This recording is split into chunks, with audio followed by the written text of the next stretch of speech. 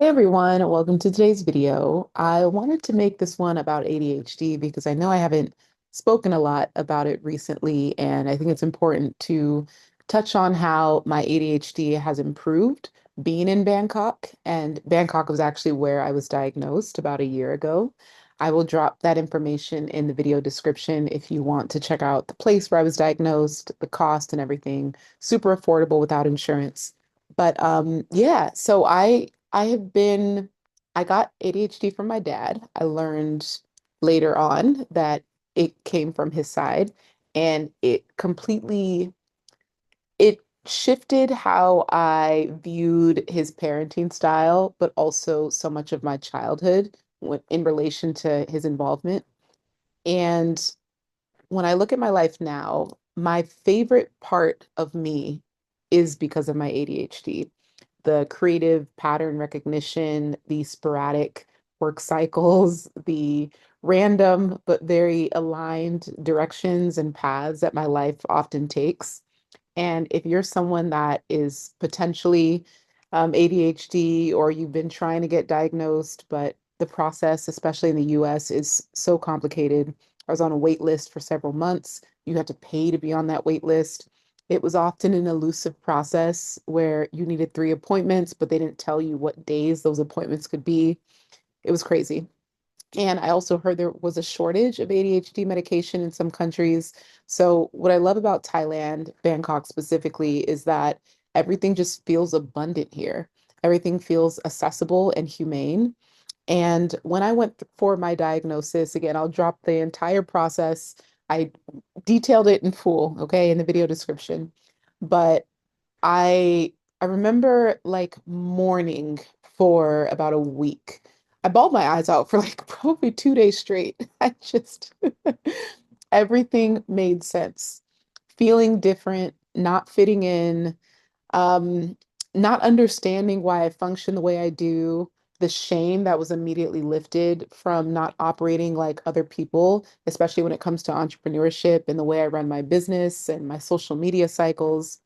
And I think I have talked about it before, but I'll share it once more.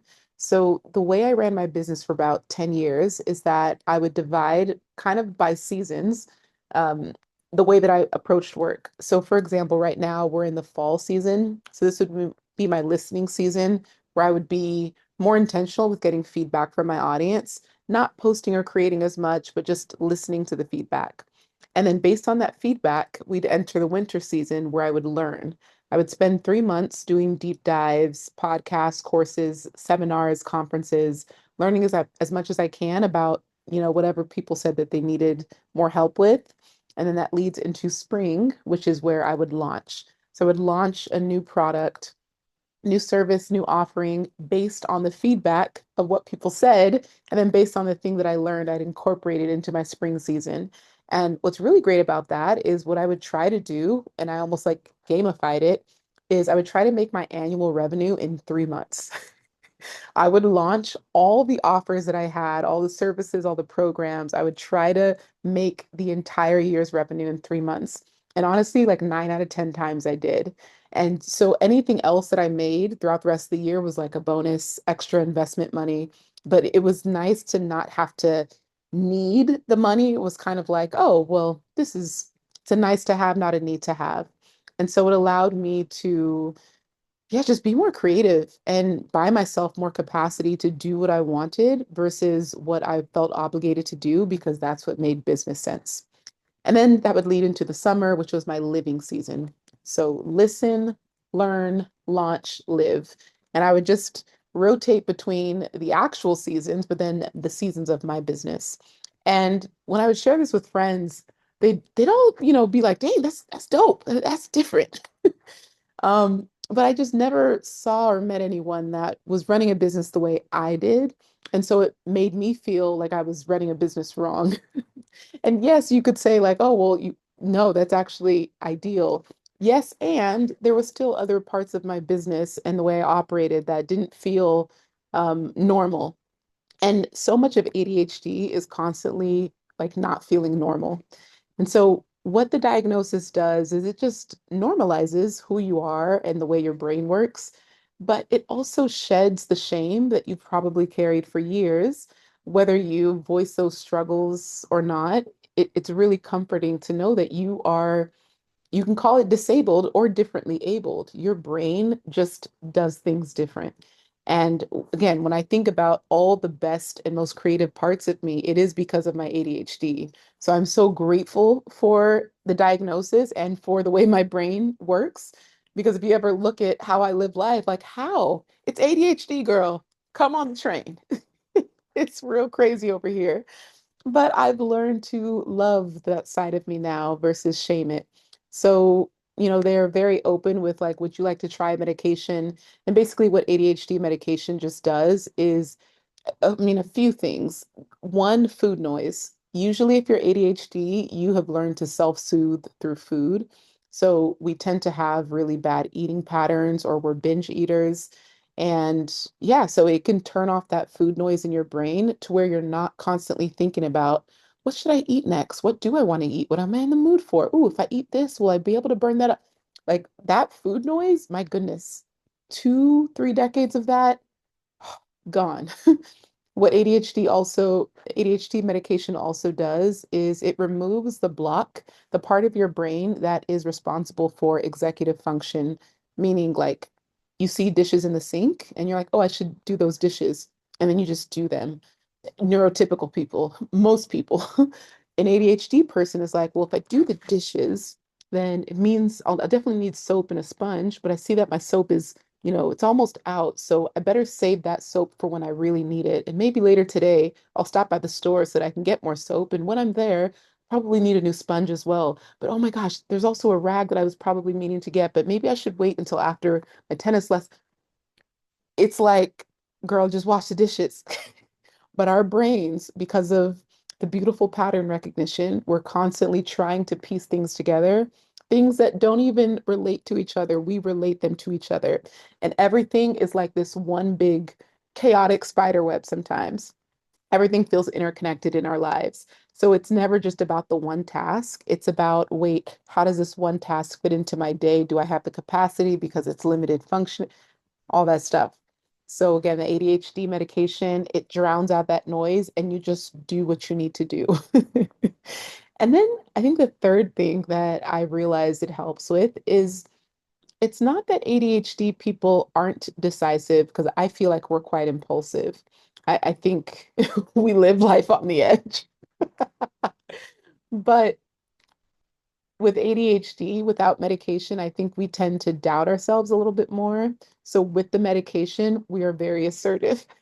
And this is where you have to be careful because it could turn you into someone that's a little too direct. And especially if that's not been your character and your friends are now experiencing you in this like very direct way, it could be alarming. And so you have to kind of slowly increase your dosage and not just completely. Yeah, yeah. I don't think you should be taking ADHD medication every day. That's just my opinion. I started off with doing every other day, and then that was too much for me. So then I was doing 3 times a week and then twice a week. And now I'm just like on an as needed basis. Again, the best parts of me are ADHD related. And so I actually don't want the medication to turn off the parts of me that I actually love. And I think so much of the diagnosis is the healing internally more than the fixing. It's not that I feel like I needed fixing, but there were days that were just crippling, destabilizing. You just feel like you can't do anything and you're creating this mountain of work and tasks, and you just feel paralyzed by all that you have to do. The medication really comes in handy for days like that. So maybe once a month.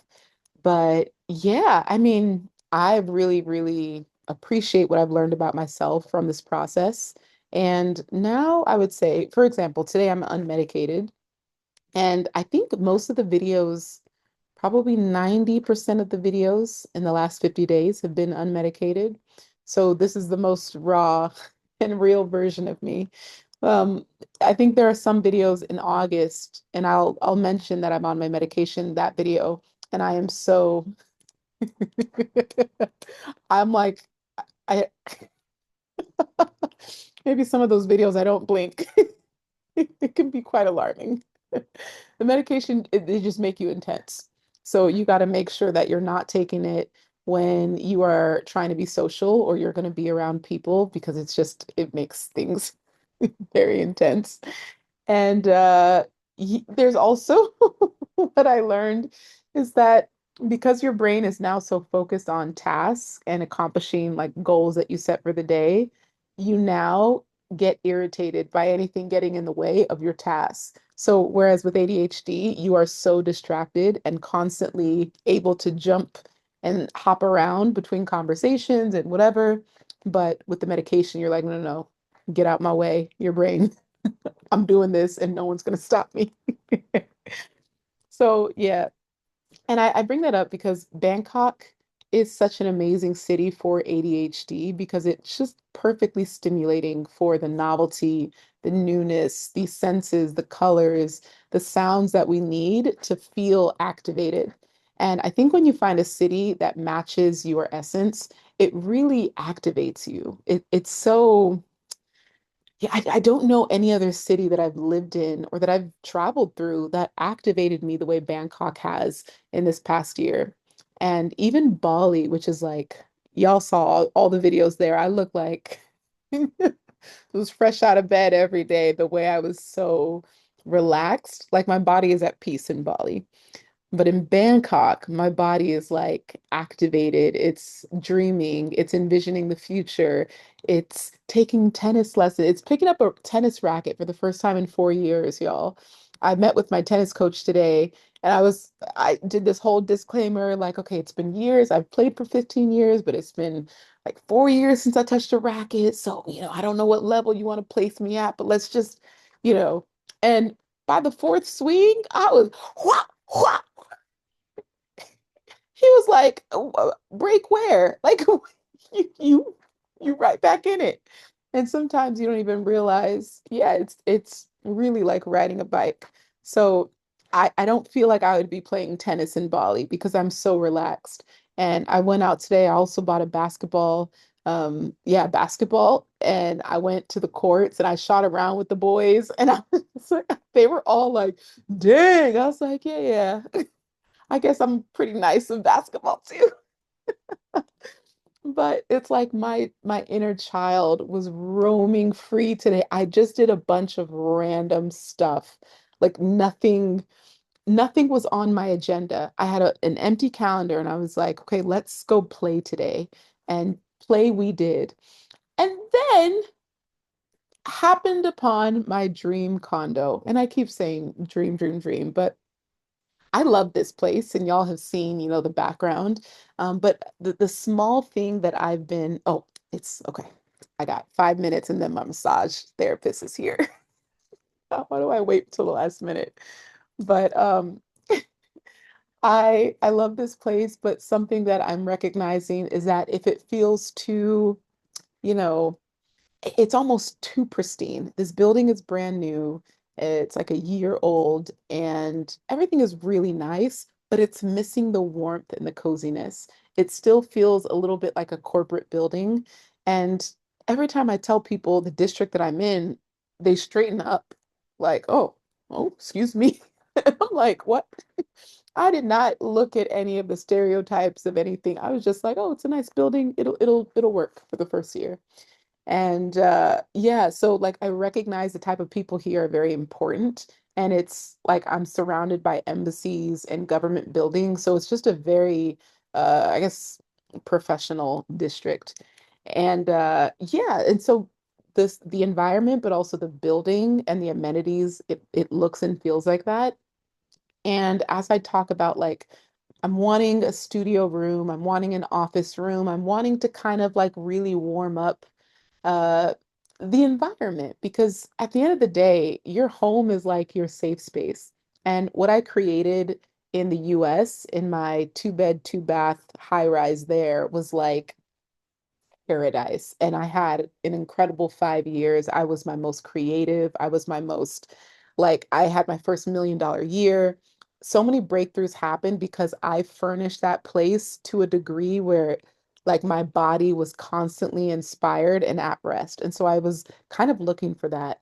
And what you'll realize in Bangkok is like 90, 95% of the condos and apartments and even villas and houses that you can look at on the market come furnished, which is y'all know I'm on my minimalist journey. So I'm like, this is amazing. However, it makes the search even harder because it means I have to not only like the building, but I have to like the way you furnished it.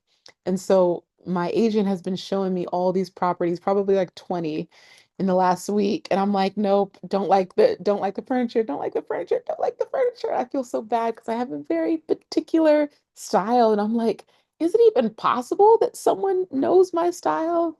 And this one just so happened to be perfect. And I got to meet the owner, and it was relationships are everything as well, not just in Bangkok, but just in general. Relationships will carry you further than I don't know, any reputation that you can build for yourself or how much money you have. Like everything is about relationships in life. And I was so grateful that just the immediate rapport and the relationship that I developed with the owner. I mean, even if I didn't want it, I'd be like, let me find you someone because you're such a nice person. I want to help you out. So, so yeah, it's all happening. So I guess I'll be moving next week. I still have this place for the month, so I don't know what I'll do about that if I like transfer my lease or break it early, which here breaking your lease does not, there's no credit, it doesn't affect your credit. You don't get dinged like it is in the US. And there are no credit checks here. If you have the 1 month deposit, 2 month deposit, like you are good to move in. And I really appreciate how efficient and easy everything really is. And again, everything is like relationship based. If you know the right people, if you connect with the right people, it can really be a simple process. And that is why for the relocation and immersion experience, y'all are going to meet my agent. Y'all are going to view the condos that she sends me. And for those that are really serious about living in Bangkok, like if you're actually, I mean, if you want to live in a place like this, like I can hook you up. But it's really cool to just be able to establish those initial relationships that really help make your live and move abroad experience that much easier. Okay, so yeah, I hope you enjoyed this video. A little bit of ADHD and condo hopping, but if you are a business owner and you need help with just your business strategies, running your ADHD business, I have something for you here. This is everything that I've done as someone with ADHD to build a seven-figure business. And then if you are interested in the relocation experience, and actually, I think I can only do one link. So I'll just put yesterday's video here. I'll do something here. Thanks for watching. I'll see y'all tomorrow.